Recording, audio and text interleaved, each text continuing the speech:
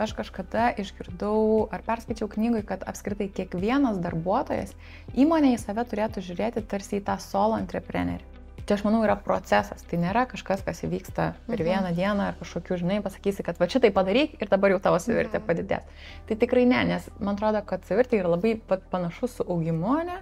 Jeigu mūsų vienas galbūt pasidalinimas LinkedIn'e kažkokio tai įrašo padės kitam HR žmogui išspręsti kažkokią tai situaciją, viskas tampa žymiai paprasčiau padaryti tą sprendimą, ar ne? Kad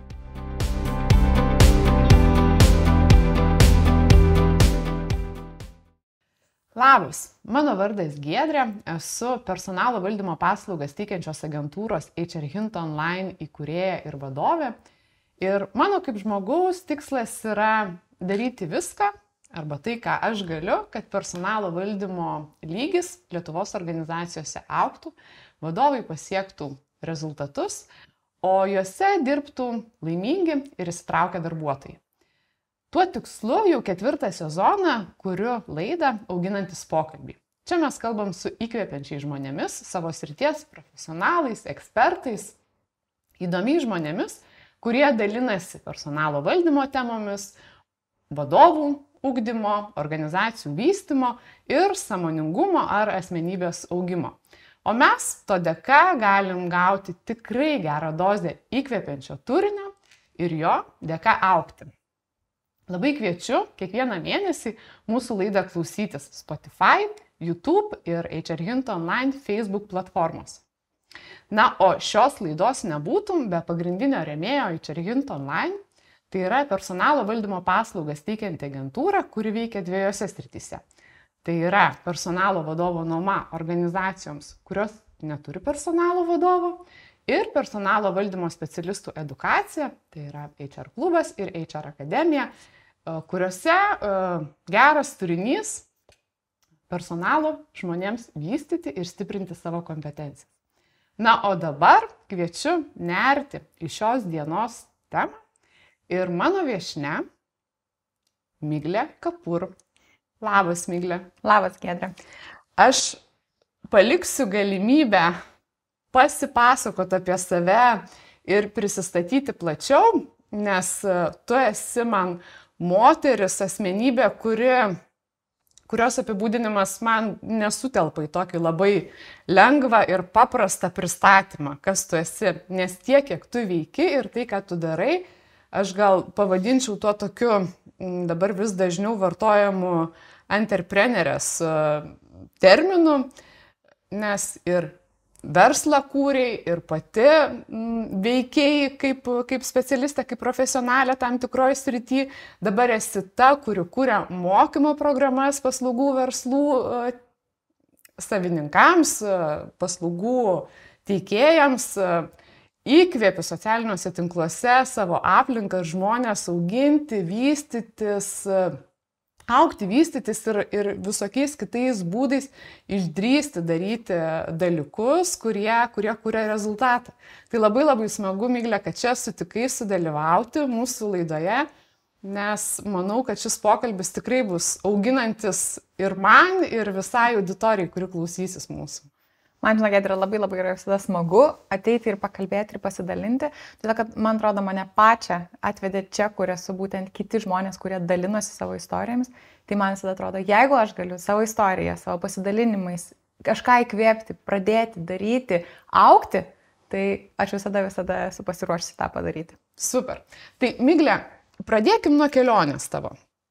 Kadangi jau irgi pašnekėjom apie tai, kad tas augimas ir kelionė vystymosi tau nėra svetima, tai koks buvo tavo kelias? Nuo ko tu pradėjai, ką tu darei, ką tu veikiai, kad dabar esi ta, kuri moko kitus ir konsultuoja, kaip vystyti verslus, kaip atlikti tam tikras paslaugas kokybiškai? Geras klausimas, man atrodo, bet čia tokio trumpo vieno atsakymo nėra, nes iš tiesų tai buvo kelionė. Ir aš niekada nesitikėjau ir nežinojau, kad aš būsiu čia, kur šiandien esu, ypač kai tai eina kalba apie mokymus, nes aš visą laiką galvojau, kad mokymas yra absoliučiai ne man. Tai reiškia, kad mokymai ir mokyti kažką kitą aš nemoku, negaliu ir nežinau, kaip to daryti. Ir galbūt netgi mokymas nėra tas tikslingas žodis, labiau turbūt įkvėpti ir pasidalinti tam tikromis instrukcijomis tuo, ką aš žinau, yra daug geresnis terminas negu kad mokyti. Bet kalbant apie tą kelionę, tai aš pati pradėjau nuo to, ko šiandien inspiruoju ir įkvepiu pradėti kitus, tai nuo savo solo verslo. Tuo metu aš to visiškai taip nemačiau ir galvojau, kad tai yra tiesiog būdas man save realizuoti, kadangi taip atsitiko, kad aš ištekėjau už Indo ir gyvenau Indijoje ir ten man reikėjo rasti kažkokį tai būdą dirbti, tai reiškia kažkur save realizuoti. Ir vienintelis būdas, kurį aš mačiau, tai buvo, kad aš turėjau pradėti freelanceriauti, taip vadinamai, ne? Tai reiškia, kad dirbti nuotoliu ir kaip ir teikti paslaugą kažkokiam tais įmonėms. Tai nuo ten turbūt prasidėjo ta mano kelionė, bet viskas keitėsi pakankamai greitai, aš manau, ir per 7 metus, nuo to, kai aš pradėjau būti ta laisvai samdomą darbuotoja, rinkos analitikos, rinkodaros įvairiausiais klausimais, tuomet pradėjau suprasti, kad man nebūtina dirbti tik tai su kitomis įmonėmis ir kad jos ateitų pas mane iš tos pusės, kad kaip laisvai samdomas darbuotojas dirbtų, kad aš galiu pradėti savo kelionę kaip solo verslininkė. Tai reiškia, kad aš galiu pati ieškotis klientų ir aš galiu pati pradėti teikti tą paslaugą. Tai kaip ir po to freelanceriavimo, po to laisvai samdomo ėjo tas kitas mano žingsnis, kai aš pradėjau tą solo verslą ir pradėjau teikti virtualaus asistavimo paslaugos. Kaip minėjau, man labai patinka, kai žmonės dalinasi ir įkvepia mane, tai ir šita idėja būtent apie virtualų asistavimą atėjo iš labai seniai skaitytos knygos. Tai Timo Ferio 4 valandų darbo savaitė, kurią net nebijoju, dauguma yra skaitę. Tik tai tiek, kad kai visi ten to knygai matė, kaipgi dirbti mažai, vienintelis dalykas, kuris man įstrigo, tai buvo būtent virtualus asistavimas. Ir sugalvojau, čia kažkas įdomaus, čia kažkas kitokio.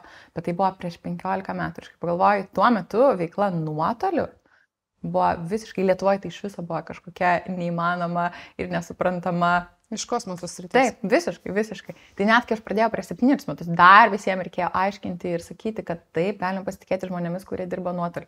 Taip, galima dirbti šitaip ir galima bendradarbiauti. Tai reikėjo daug įdėti pastangų ir edukacijos tam, kad manimi visų pirma mano klientai patikėtų, o toliau ir turbūt tokia bendruomenė, kurią aš sukūriau. Ir šiandien dienai, man atrodo, aš su kažkuo visiškai neseniai kalbėjau ir sako, žinai, dabar atrodo, tas virtualus asistavimas tai toks kaip raktažodis.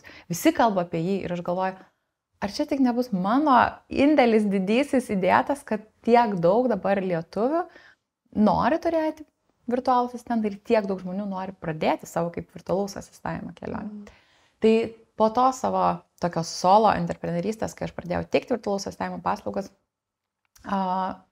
galiu sakyti, kad turbūt sekėsi gerai, todėl kad aš tikrai dėjau labai savęs daug kitai. Aš daug komunikavau, daug įvairius renginius, tikrai atidaviau viską tai veiklai ir kai viską atiduodė, pargrįžta atgal. Tai reiškia, kad tų klientų vis daugėjo ir supratau, kad reikia kažkaip augti šitą vietą, ne, kad aš viena nebegaliu susidoroti su tais darbais, kuriuos turiu. Ir taip pamažu pradėjo plėstis mano komanda. Ir įkūriau tuomet pirmąją ir vienintelę iki šiol pat Lietuvoje virtualių asistentų agentūrą. Kai ištiko mus pandemija, tuomet ne tik tai mano komandos nariai suprato, kad virtualus asistavimas yra kažkas wow, bet ir apskritai labai daug žmonių suprato, kad čia kažkoks geras dalykas, kurį galima daryti namuose ir užsidirbti papildomai, ar tai visiškai nerti į šitą veiklą pilnai. Ir aš laukdavau labai daug žinučių iš žmonių, kurie klausinėdavo, o tai kaip pradėti šitą virtualaus asistavimo gyvenimo būdą, nes aš nevaidinau to karjerą, aš nevaidinau to verslo, aš sakau, tai yra gyvenimo būdas, ir iki šiol man verslas yra gyvenimo būdas, o ne darbas ar kažkas tai panašaus. Ir tuomet, kai pradėjo kreiptis mane žmonės, aš pradėjau galvoti, kad aš galiu duoti tas konsultacijas, galiu suteikti kažkokią informaciją, bet galiu pabandyti ir sukurti kažkokius tai mokymus didesnį grupį žmonių. Ir čia va turbūt, kur prasidėjo ta mokymų dalis, bet aš vis dar buvau pilnai skoncentravusi į agentūros veiklą. Ir suorganizavau savo pirmus, antrus, trečius tuos mokymus, programus, kursus, aš gaudavau tokį atgalinį ryšį, kurio aš negalėjau patikėti, kai man tai buvo taip paprasta. Man reikėjo įdėti tiek daug atrodė pastangų, o tas grįžtamas ryšys toks buvo didelis ir ta žmonių transformacija buvo tokia įspūdinga.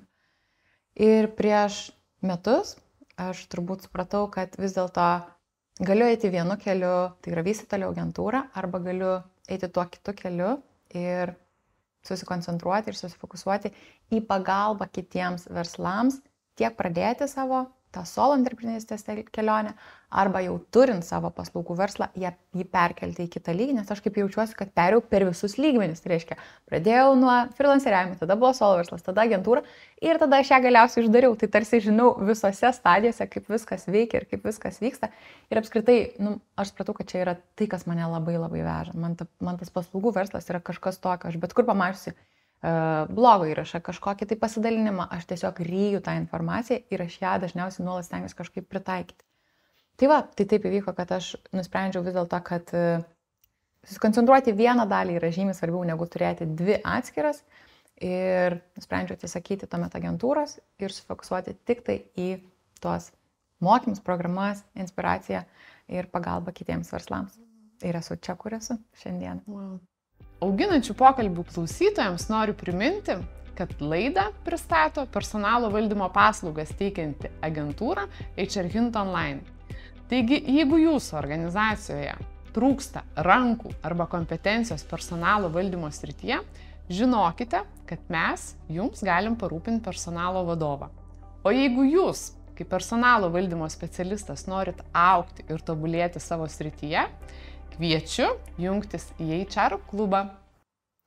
Tikrai be galo įdomi istorija ir aš klausytojams gal noriu tokį intarpą mūsų temoje padaryti. Vis tiek, mūsų auditorijoje yra daugiau personalo valdymo specialistai, vadovai ir gali būti, kad kai kurie klausydami galvoja, ką čia ta Giedrė sugalvojo ir kodėl pasikvietė Miglę, kuri kalba apie freelanceriavimą, apie solo verslą, apie paslaugų verslą. Ir aš čia galvoju, kad mes jau galim pradėti po truputį kreipti temą, dėl ko mes čia susitikom. Paskui dar vis tiek turėsiu klausimų ir apie tavo kelionę, ir apie kitus niuansus, kaip tu dirbi, ką darai. Bet mano mintis, dėl ko aš norėjau su tavim pasikalbėti čia, šiandien yra, kad organizacijose tam tikros pozicijos, tam tikri skyriai yra kaip paslaugų agentūros vidiniams klientams. Tai yra tas pats personalo skyrius, finansų skyrius, tiekimo kažkoks skyrius, ne? Tai yra tie skyriai, kurie lyg ir nedaro pardavimų, nevysto verslą, nedaro kažkokios tai plėtros, iš to organizacija kaip ir neuždirba, dar kartais sako, tai kad yra kaštų centrai, ne? Bet tai yra tie žmonės tose struktūrose, kurie teikia paslaugas, daro viską, kad verslą kuriantis turėtų visas galimybės tą verslą vystyti, kurti ir daryti rezultatus. Tai aš irgi su tavim norėjau pakalbėti tuo kampu, o kas pasikeistų, jeigu mes sakytumėm, kad personalo skyrius, personalo tarnyba, padalinys, kaip be pavadintumėm, arba konkrečiai pozicija yra paslaugų teikimo agentūra, bet vidiniam klientam. Man labai patinka iš tikrųjų tavo šitą idėją ir šitą mintis, nes aš kažkada išgirdau ar perskaičiau knygui, kad apskritai kiekvienas darbuotojas įmonėje į save turėtų žiūrėti tarsi į tą solo entrepreneurį. Tai vadinasi, jeigu tai yra skyrius, tai yra kažkoks tarsi paslaugų teikėjas, kaip sakai pati, vidiniam tam savo klientui. Tai aš labai tikiu, kad jeigu tiek darbuotojai, kurie žiūrėtų į save kaip į tokią entrepreneurystę, o ne kaip į buvimą samdomų darbuotojų įmonė, jeigu padaliniai ir skyriai žiūrėtų kaip į klientą savo, tą įmonę, kurioje dirba, tai turbūt rezultatai, kuriuos galėtų pasiekti įmonė, būtų visiškai kitokie. Ir jie būtų žymiai geresni. Todėl šita mintis ir šita idėja yra tavo, man atrodo, labai taikli ir man atrodo ten, kur dabar pamažu eina visas pasaulis. Ne į tą, kad, nes tiek dabar atsiranda ir daug tų, ypač startuoliuose, davimo akcijų savo darbuotojams, ar ne? Tai eina iš to paties, kad tu kaip darbuotojas, tu nebesi tik tai, kaip anksčiau sakydavo, ne kažkoks varžtelis, niekam nesvarbus ir niekam nebereikia. Kaip tarsi, kad tu darai, ką turi daryti ir tiek žinių, bet mes tave galim čia labai greitai pakeisti. Kad dabar truputį holistiškesnis tas požiūris tampa ir kad tu ateidamas į įmonę, tai tu ateini su idėjomis, su noru padėti tą įmonį augti, spręsti jos problemas, pasiekti jos tikslus, bet ne tik tai padaryti kažkokią tai mažą savo funkciją ir atlikti kažkokią tai rolę ir atitikti tam tikras atsakomybės. Man labai dar irgi surezonavo tavo mintis, kai klausiausi apie tokią frazę dirbu savo, kaip irgi būna toksai, vat, jeigu jau dirbu savo, tai jau maksimaliai įdedu visas pastangas ir darau dieną naktį, kad tik tai padaryčiau gerai. Bet jeigu mes pasižiūrėtumėm, kad mes kiekvieną kartą dirbam savo dėl savo kompetencijos augimo, dėl savo įvaizdžio, dėl savo asmeninio prekės ženklo stiprinimo, dėl savęs visą laiką, ar mes dirbtumėm korporacijoje, ar mes dirbtumėm solo versle. Taip. Tai irgi koks tai būtų skirtumas kokybės matyti ir taip, rezultatų. visiškai. Aš manau, čia, žinai, nuo paprastų tokio atrodo, kad, kaip sako, jeigu jau perki butą ir žmonės įrenginėjo kaip savo, tai jau geras yra ženklas, ne? Tai lygiai taip pat ir čia nais yra, jeigu jau žmonės veikia kaip savo, čia turbūt vienas iš tų dalykų, kame keistis turėtų tas mąstymas, ne, kad tu, kai veiki, kad ir tu veiki kažkokiai priklausai kažkokią tai korporaciją, įmonėje, ar tu veiki solo, kad būtent, kad tu visada veiki kaip savo. Ir vat iš to tada, man atrodo, atsiranda tie rezultatai, iš to atsiranda ta kokybė, iš to, man atrodo, kad aš pati pastebėjau, kad galėjau dirbti su savo klientais ir pasiekti tokį tą kokybės lygį, vien tik dėl to, kad aš visada sakiau, kad aš tikiu tą paslaugą, tokia, tarsi aš tą daryčiau savo verslui. Ir būtent tai padėjo turbūt gauti pasitikėjimą klientų, dirbti toliau su jais labai sėkmingai. Tai be abejo, jeigu ir darbuotojai pritaikytų šitą savo, tai kad būtų didelis pokytis. Pereikim tada prie paslaugų verslo ir jo kokybės išlaikymo. Kadangi aš pati esu buvusi tavo klientė, tai žinau, kad tai, ką tu šneki, yra iš tikrųjų tikra, nes tai, kaip aš jaučiausi, būdama klientė, nuo elementariausių gražių smulkmenų, kai pasijusdavau ypatinga, iki to, kad tikrai gaudavau paslaugą tokią, kokios prašiau, dėl kurios susitarėm ir ta reakcija, ir darbų atlikimo kokybės lygis buvo aukščiausiam lygmenį. Tai tavo kaip profesionalė šitoj srity patarimai, ką dar turėtų padaryti viduje organizacijose dirbantis vadovai, specialistai, jeigu mes kalbam apie personalo skyrių, ne personalo vadovai, ką pasimti iš to paslaugų verslo bildinimo etapų, kad jų skyrius būtų ta agentūra, kuri iš tikrųjų atliepia vidinio kliento poreikius, supranta vidinį klientą ir žino, ką reikia daryti, kaip daryti, kad būtų ne tik tai profesionalumas, kas yra apie personalo valdymą, bet ir tas klientų aptarnavimo ir pasitenkinimo lygis išlaikytų. Tai aš galvoju, kad mano klausimas taip ilgai šnekėjau, bet yra apie tai, kad ką organizacijos galėtų pasimti. Mes pasišnekėm apie žmonės, ką žmonės galėtų pasimti, ne? Bet jeigu mes žiūrėtumėm, taip pat platesnių kontekstų. Man atrodo, kad apskritai visada viskas prasideda, ne, nuo bet kokioje įmonėje, bet kame, kas yra kuriama nuo vadovo, ne? Tai reiškia, kad viskas tame lygmenyje turėtų jau prasidėti. Ir man atrodo, kad didžiulis skirtumas yra, kad organizacijoje vis dar yra labai aiškiai hierarchija. Tuo tarpu, kai veiki su paslaugos teikėjais, tai tu žiūri kaip į bendradarbiavimą ir į abu lygius. Tai man atrodo, kad čia yra pirmas žingsnis, ką turėtų iš tikrųjų įmonėje tiek vadovai, ne, tiek ar įmonės įkūrėjai pradėti komunikuoti ir patys elgtis. Nes ne, kas yra lyderiai? Tie, kurie rodo savo pavyzdžių, kaip visą tai veikia. Tai man atrodo, nuo ten turėtų prasidėti, kad būtent vadovai turėtų pradėti darbuotojams komunikuoti ir patys elgtis taip, tarsi lygus su lygiu. Tai čia, man atrodo, yra tas pirmas žingsnis. Ir nuo tokių paprastų dalykų, kaip galbūt nustoti kreiptis jūs vieni į kitus ir sakyti tu, nevadinti vienų kitais bosais ar ne, ir neturėti to tokį įsivaizdavimą, kad kažkas yra viršesnis negu aš, o kad kiekvienas mes nešam vertę ir mes atnešam kažką į šitą įmonę. Ir nuo čia, man atrodo, to tokio mąstymo, nuo to pakeitimo supratimo turėtų įvykti pirmasis ir didysis lūžis, kai pasikeistų kažkas tai ir žmonės nebedarytų tik, kad padarytų, o darytų tam, kad iš tikrųjų sukurtų vertę. Tai šitas nebejotinai yra tas pirmas žingsnis, ką aš turbūt patarčiau padaryti. Kas toliau?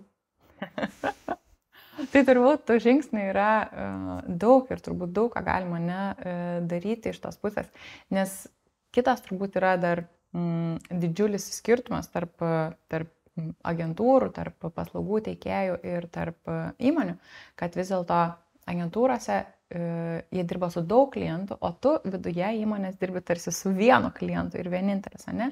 Tai kas, man atrodo, ir dažniausiai labai paslaugų teikėjams kelia tokios didelės motyvacijos, būtent nuolatinis augimas. Nes tai reiškia, tu nuolat turi daug iššūkių, tu visą laiką esi tokiam nuolatiniam augime ir tau ten gera dėl to būti. Dėl to daug žmonių mėgaujasi tarsi, nors labai labai daug dirba buvimo agentūrose, ne? Bet jiems tai yra didžiulis pasitenkinimas, todėl kad jie nuolat yra iššūkiai. Ir mes, kai nuolat turim kažkokį tai iššūkį, mes visada jaučiamės, realizuodami save, jaučiamės gerai, mes norim ten likti.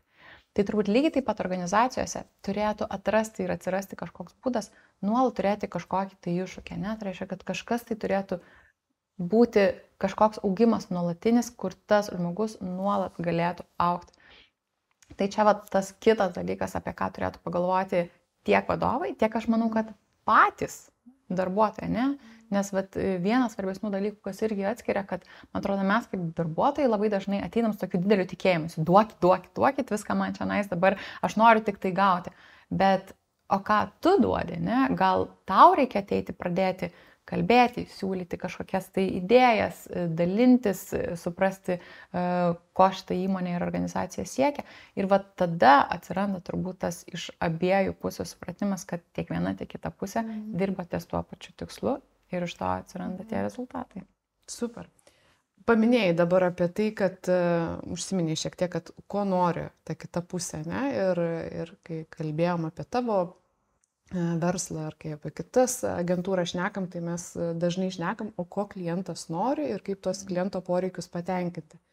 Tai kas čia yra svarbiausi elementai suprasti, kaip suprasti savo klientą, ką mes galėtumėm iš paslaugų verslų adaptuoti organizacijose, ką tokias funkcijas atliekantys žmonės galėtų daryti papildomai, galbūt kitaip, kad klientas suprastų. Man atrodo, apskritai pirmiausia turėtų domėtis tą įmonę, ne? Nes mes dažnai kaip darbuotojai arba kaip įmoniai, kad mes tarsi jaučiamės, kad mes čia tiesiog atskiras vienas, mums kažkas nuleidžiame, mes kažką darom ir tiek, bet svarbu yra turbūt domėtis nuolat ir žinoti. Aš visą laiką sakau, kad net kai dabar kuriu programas, aš sakau visą laiką pradedantiems paslaugų teikėjams ir net ne tik pradedantiems, nes labai dažnai pamiršta ir tie, kurie jau ilgą laiką yra paslaugų versle, kad jūs turit pažinoti savo klientą. Jūs turit į juo būti visiškai apsėstas, įsimylėjęs ir nuolat būtent veikti iš tos žinojimo, kas kaip vyksta. Tai lygiai taip pat, man atrodo, kad ir darbuotojai turėtų, ne, kad ar skyriai, jie turėtų žinoti nuolat ir domėtis, kas vyksta įmonėje, ko jinai siekia, kokių tikslų, kokie rezultatai turėtų būti, kur mes visi čia einam link kažkotis. Tai man atrodo, labai svarbu yra ne tik tai būti toj savo mažoje departamento ar kažko viduje, bet žiūrėti į tą organizaciją kaip į tą, kas turėtų ir vesti apie tai, ką aš čia darau, priklausomai nuo to, kur tą organizaciją noriu nueiti, o ne tiesiog darau tai, kas man pasakyta padaryti. O Miglė, kaip tu siūlai, aš nebejoju, kad gali būti panašių problemų ir ypatingai su virtualiom asistentėm, kai dirbai ir padėdavai asistentais, galbūt čia labai taip negerai pasakiau, bet su savo vertės pajutimu. Nes mes, kai kalbam apie asistentės, tai dar yra kartais toksai prieskonis, kad asistentė yra ta, kuri padarys čia, ko aš nespėju, visus mano galus surankios ir aš galiu daryti bet ką, čia užkamšis kilęs. Su personalo valdymo žmonėm kartais irgi tai būna, kad vis dar organizacijose yra, kad jie tokie lyg aptarnaujantį vaidmenį atliekantis yra darbuotojai. Taip. Tai ką tu mokai savo bendruomenę ir savo tuos žmonės, su kuriais dirbai ir dirbi, kaip tą savo vertę keltų, auginti ir atsistoti tą lygią partnerystę, ne? Nes užsiminiai, kad tai vienas iš pagrindinių lūžių. Bet gali juk būti taip, kad vadovas sakys, okei, aš lygus, čia viskas gerai, bet aš viduje su savo visais tarakonais galvoju, kad o kas aš čia tokia prieš kokį CEO. Taip. Labai, man atrodo, šitas labai geras klausimas ir aš labai gerai tiek suprantu virtualius asistentus, tiek suprantu HR žmonės, nes pačios mano karjera prasidėjo kaip asistentės. Mano karjera prasidėjo būtent toje rolėje, kai aš buvau vadovo asistentė. Bet kas man atrodo, ir tikrai yra, patvirtinsiu, kad tos savivertės tikrai yra labai žemos tiek iš HR pusės žmonių, tiek iš to turbūt operations, tos veiklos valdymo pusės, nes jeigu kalba eina apie finansus, tai ten jau atrodo viskas, aišku, jie jau turi savo. Taip. Jeigu tai yra apie teisininkus, tai jie turi savo, ne? Bet jeigu kalbam apie tos, kurie padaro lyg papildomus kažkokius tai dalykus, kurie nėra kertiniai verslo augimui, tai jų nebėra tiek vertinami ir tiek patys žmonės savęs nevertina. Bet kas man pačiai visada labai padėdavo ir kas turbūt leido tą savivertę didelę užsiauginti tokį, ne, ir vertinti, kad aš žinau, kas aš esu, kodėl čia esu ir kad man tai yra svarbu. Man labai padėjo tai, kad aš supratau, kad aš esu šalia tų žmonių. Tai reiškia, kad aš dažniausiai lygiai taip pat HR žmonės, lygiai taip pat asistentai, jie dažniausiai yra pačių aukščiausių žmonių šalia.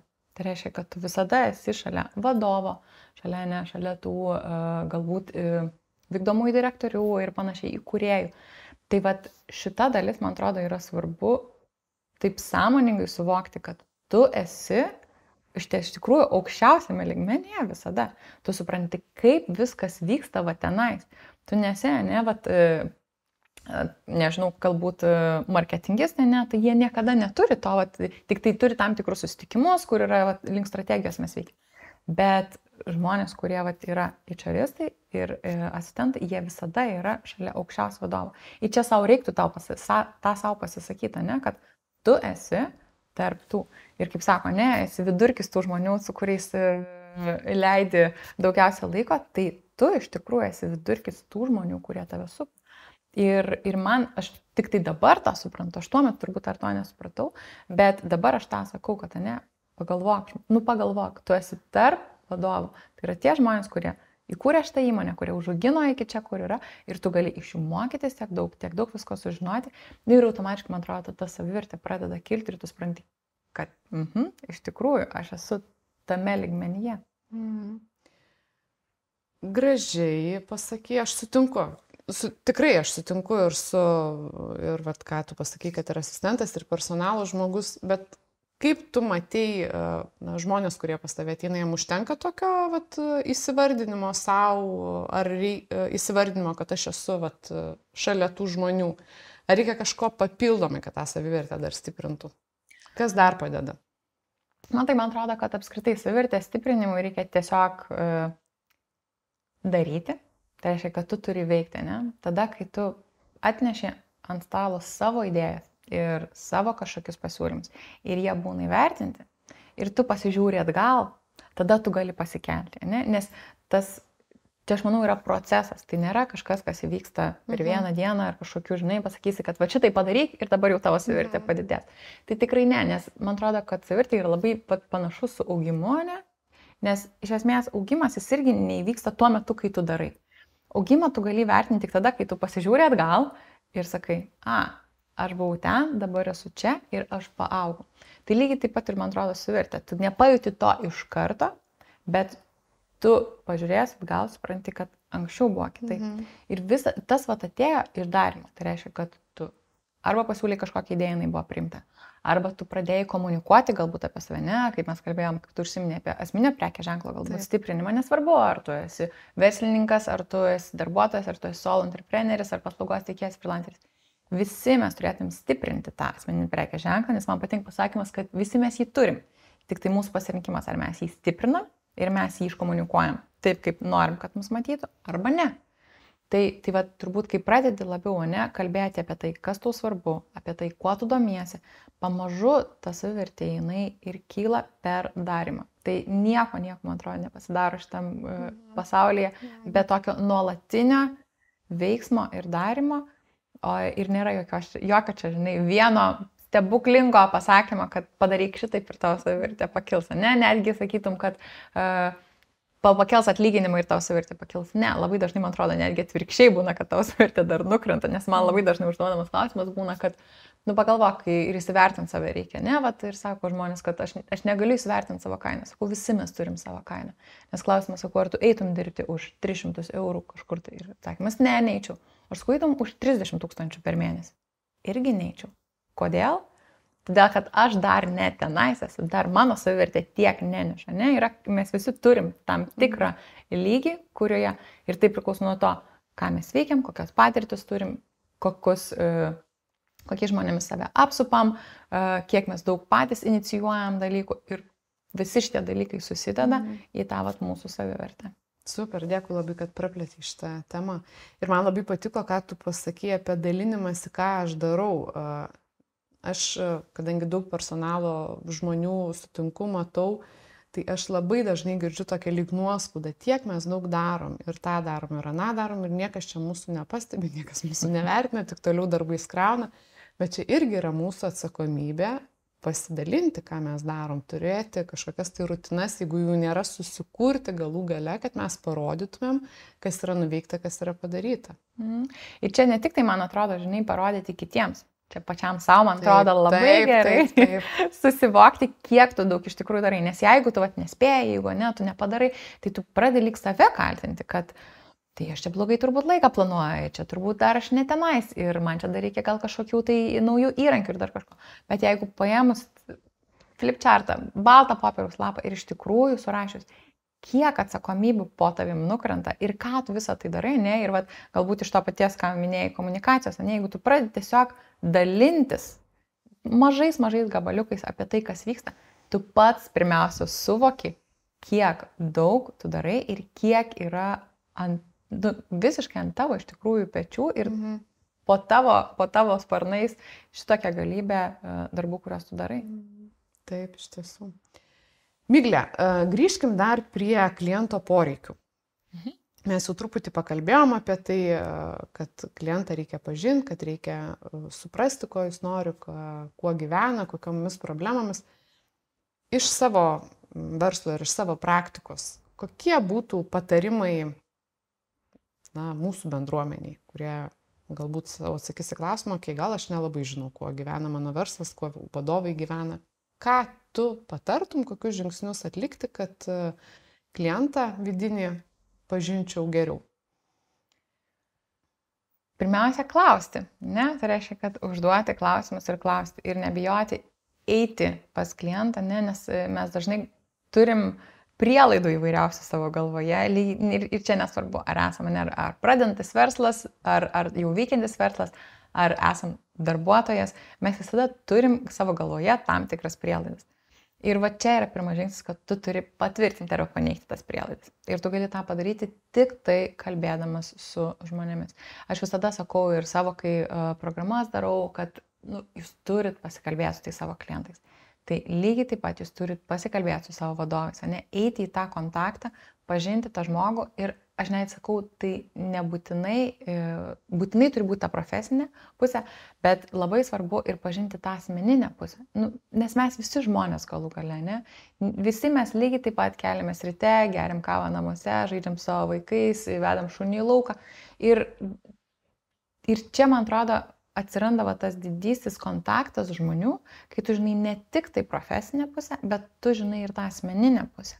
Tai dėl to aš visą laiką siūlau tiek, nesvarbu, ar tu esi, sakau, verslininkas, ar ne, ir tu nori pažinti tą savo klientą, tai tu ne vien tik turi pažinti iš tos pusės, kad ką jisai, kokį verslą daro ir kokiu tikslu tenai siekia ir su kokiam problemus turi, bet žinoti ir jo kasdienybę, tai yra, kuo jisai gyvena kasdienoje ir ten domėtis lygiai taip pat. Tai lygiai taip pat, man atrodo, ir darbuotojai, ne, kad turi eiti ir tą asmeninį kontaktą. Tik tai tada tu galėsi žinoti ir suprasti, kas iš tikrųjų yra tame žmogumi, tik tai tada galėsi tikrai atliepti tai, ko jisai siekia ir suprasti galbūt, kodėl yra tam tikri dalykai, ne? Nes kartais atrodom, kad nuleidžia tam tikrus dalykus ir mes nežinom, kodėl aš taip yra. Bet kai tu galbūt žinai kitus niuansus, tau atsiranda ir supratimas, kodėl aš taip yra ir kodėl būtent šita užduotis buvo ir kodėl šitų tikslų siekiam, o ne kitų šitą pusmetį ir šituos metus. Tai vat, pirmas dalykas, kad eiti į tą klausimą, ne, ir kalbėjimą. Kitas dalykas, kad suprasti tiek profesinį, tiek asmeninę tą pusę. Ir girdėjimas.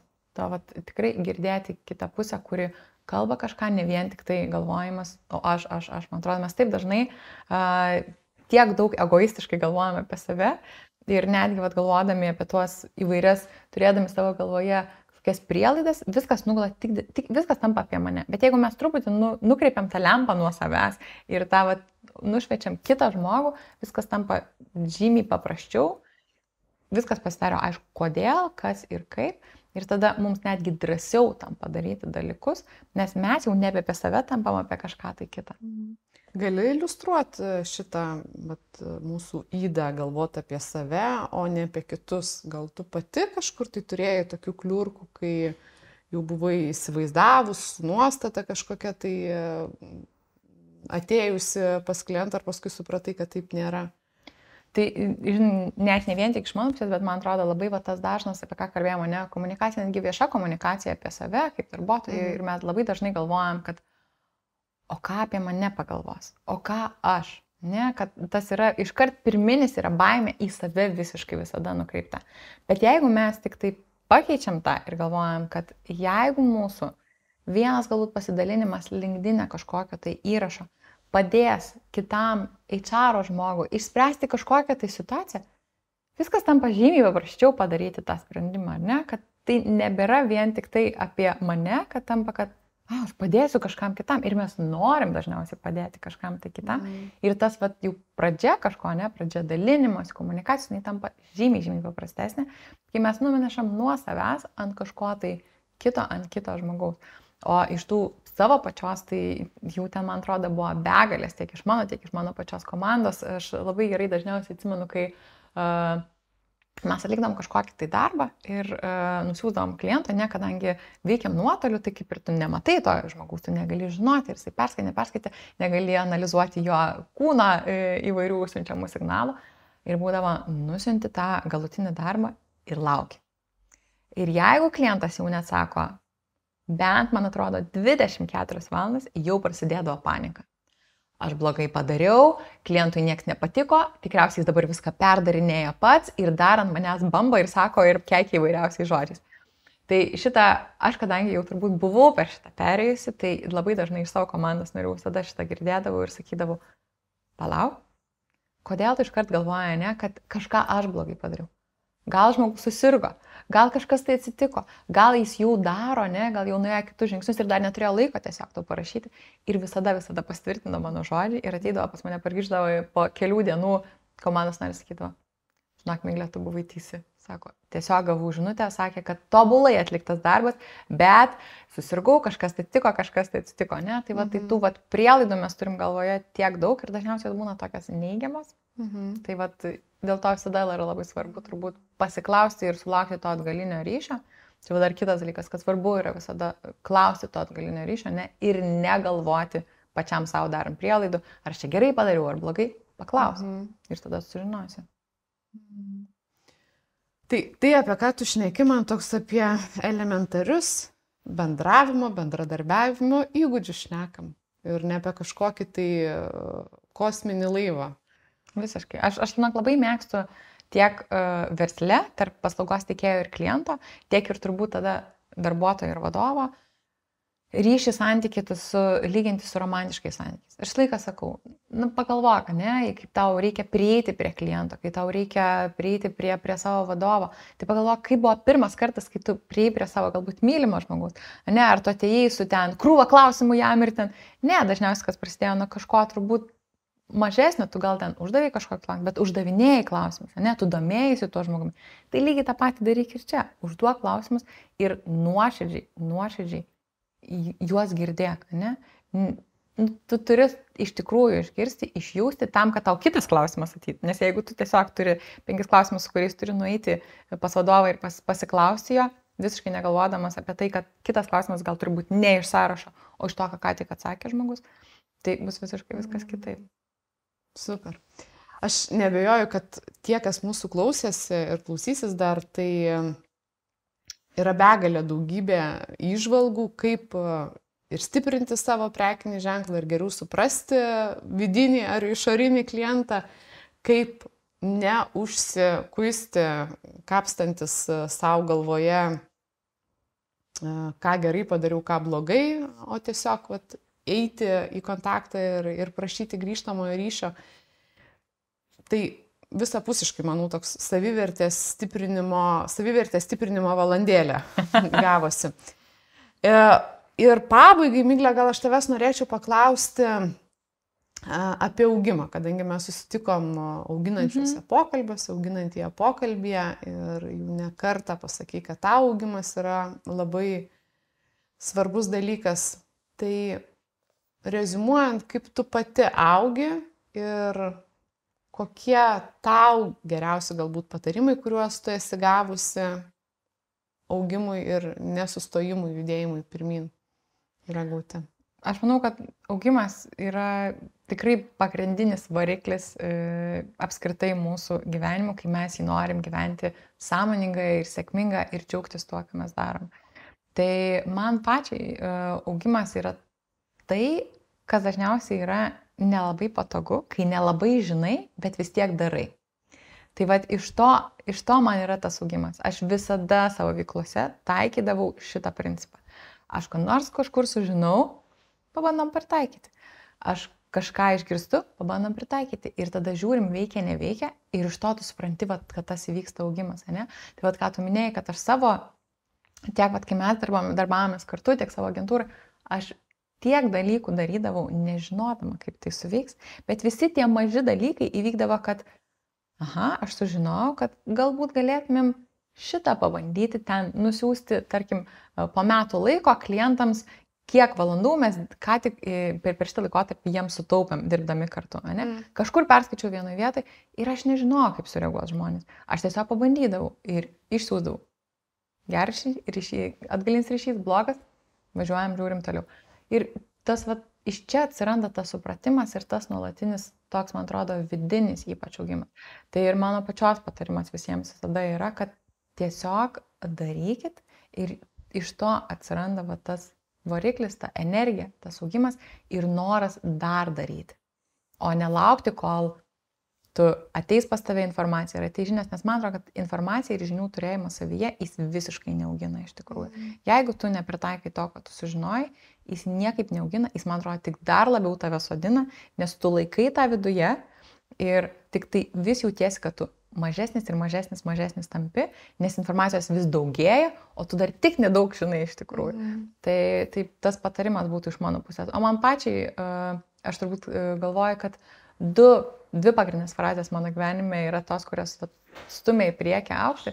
Tai viena buvo labai seniai pasakyta mano tėčio ir aš pasiaiškinau, kad tai nebuvo ne jo frazė, bet man tai visada liks jo frazė. Jis laiką sako, kad geriau blogas sprendimas negu jokio sprendimo.